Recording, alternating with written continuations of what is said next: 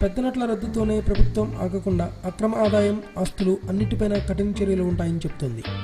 నల్లధనం, పన్ను చెల్లించని ఆదాయం, బంగారం ఇలా అన్నిటిపైన నిఘా పెట్టి అక్రమార్కుల భరతం పడతామని నరేంద్ర మోదీ తీవ్ర హెచ్చరికలు చేస్తున్న విషయం తెలిసిందే.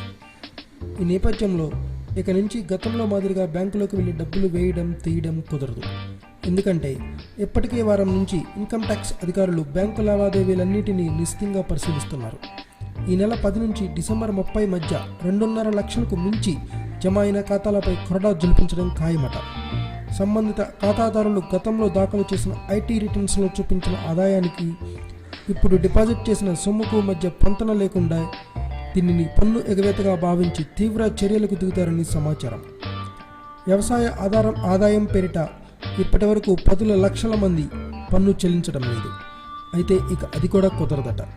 ఎన్ని ఎకరాల భూమి ఉంది, ఏం సాగు చేశారు, ఎంత దిగుబడి వచ్చింది, ఇలాంటివన్నీ చూసి ఆ ఆదాయానికి డిపాజిట్ చేసిన మొత్తానికి మధ్య ఉన్న తేడా దానిని కూడా పన్ను ఎగవేతగా నిర్ధారిస్తారు. ఇక నుంచి లావాదేవీలన్నీ ఈ విధంగా జరగబోతున్నాయి. 5 లక్షలకు మించి ఎవరూ తమ దగ్గర ఉంచుకోరాదు. బ్యాంకుల నుంచి 5 లక్షలను మించి విత్డ్రా చేయరాదు. ఎలాంటి లావాదేవీలైనా చెక్కులు, డీడీల రూపంలోనే చేయాల్సి ఉంటుంది. ఈ పరిమితి 5 లక్షలు లేదా 3 లక్షలు కూడా ఉండొచ్చని తెలుస్తోంది.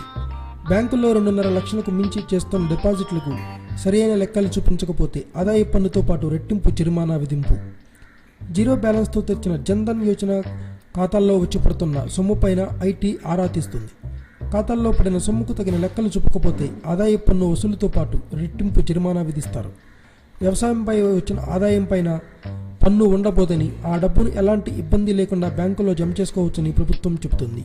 అయితే ఆ ఆదాయం పేరిట 10 లక్షల బ్యాంకుల్లో వేసే వారిపై మాత్రం భవిష్యత్తులో చర్యలు తీసుకుంటారని సమాచారం.